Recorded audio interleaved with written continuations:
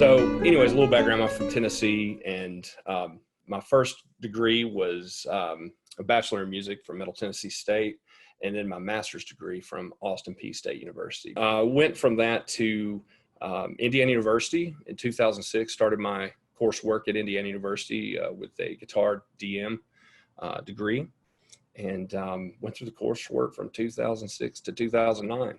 Basically had just this, great experience studying with, Ernesto Patetti there, and getting to know everyone in the program and making a lot of friends and networking. My two minor fields, we chose music theory and early music. While I was there, performed in a band, played all over from Chicago down to Florida and some areas of Florida. So we would have, gigs where I would be gone on the weekend, driving to a place 11 hours, the next day back 11 hours, and then school starting at 8 a.m., weekend warrior type stuff. All of that led me to pursue guitar teaching. Everyone teaches who performs when you perform this, classical styles. A lot of folks do. That has led me out here to Las Vegas with the current job I'm at, Desert Oasis, and we'll be moving to Las Vegas Academy in August of this year. Did I think I would be teaching guitar in high school? No, I didn't. I did not even know that teaching guitar in high school was a possibility, full-time possibility.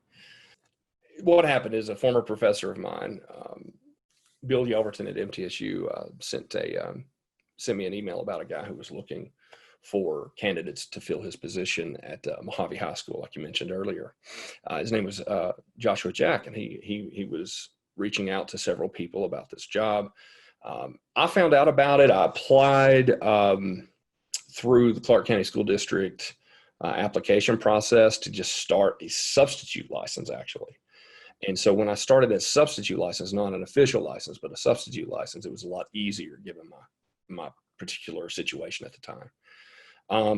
I didn't actually receive a call back until it was late May, and there were only like 4 weeks of school left at the time in 2015. So when I got that information, I flew out and did what's called a 3-week orientation course for special qualifications licensure.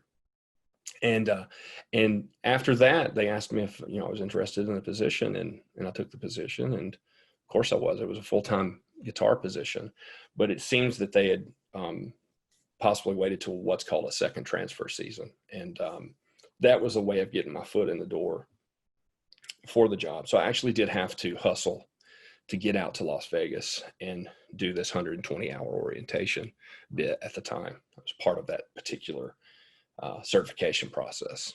At the time, it was called at the time, this is 5 years ago, but it was called Special Qualifications Licensure, SQL. And basically, you had to come out and do 120 orientation hours of watching a full-time instructor teach a classroom.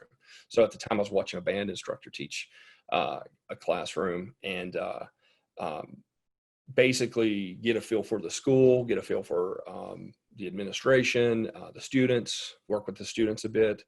I didn't quite know how to go about it because, to my knowledge and to my understanding, I was one of the first to do this in music in Las Vegas, of getting the special qualification licensure specifically.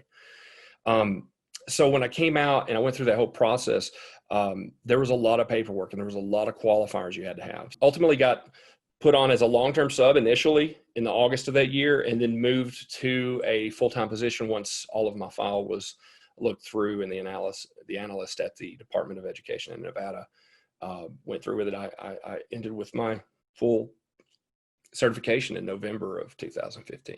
And I'm not trying to be too anecdotal about this, but it just seems to me that that's kind of maybe performance-based graduates, or certain graduates who might want that certification, they having somewhere, someplace, some information and resources. If there's anything I can do to help, I'm more than happy to do that. And kind of talking, there was a time where I was scared. I was afraid. I was like, I don't know what I'm going to do. And I think everyone goes through that, after their doctoral degree. My research initially was in online education, oddly enough, which is what's kind of happening now. So maybe venturing towards that a bit more.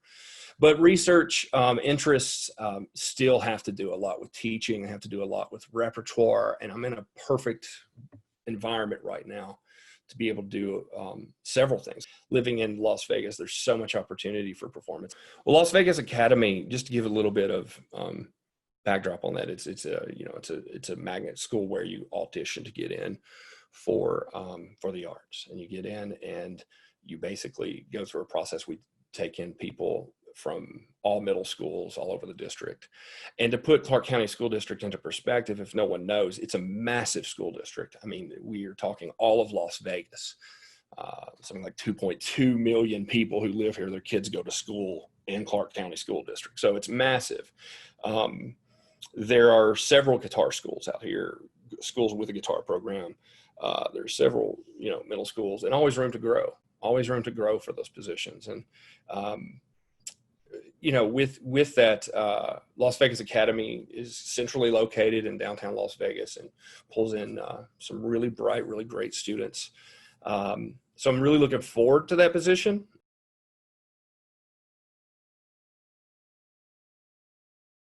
Entrepreneurship, really, like the idea of finding the most logical way from point A to B or Z or whatever you want to say.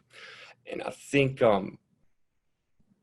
looking at multiple income streams, like looking at ways to build your social media presence, finding a way to connect to what the real world's going to show you when you graduate, finding a way to make money doing what you're doing, hopefully performing and teaching is the ultimate goal. But it is difficult, it's arduous, it's scary at times, and that's the honest truth. But understanding that, maybe a third point would be, or a last point would be, student loans, right? Understanding how to work with that particular situation when you graduate.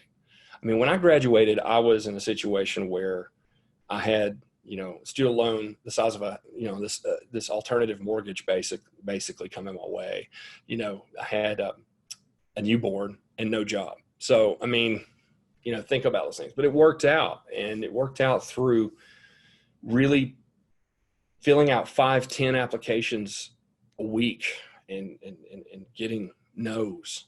I got probably 100 no's, 150 no's before I got a yes. So be persistent and don't give up.